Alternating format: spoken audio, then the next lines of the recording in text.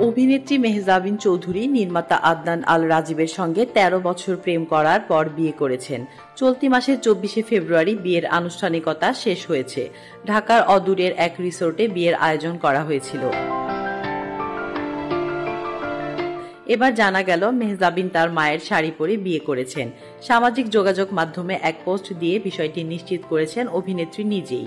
শাড়ি পরা কিছু ছবি শেয়ার করে ক্যাপশনে লিখেছেন, আমাদের আগ ১৪/২/২০২৫ ভালোবাসার দিনে আদনান এবং আমি আমাদের পরিবারের সদস্য ও কাছের মানুষদের উপস্থিতিতে বিবাহ বন্ধনে আবদ্ধ হয়েছিলাম। আমাদের জীবনের একটি বিশেষ দিন ছিল এটি, যা আরও অর্থবহ হয়ে উঠেছিল আমাদের প্রিয় মানুষদের উপস্থিতিতে। মায়ের শাড়ির কথা উল্লেখ করে অভিনেত্রী বলেন, আমার মা তার আগদের দিনে যে শাড়িটি পরেছিলেন সেই শাড়িটি আমাকে উপহার দিয়েছেন।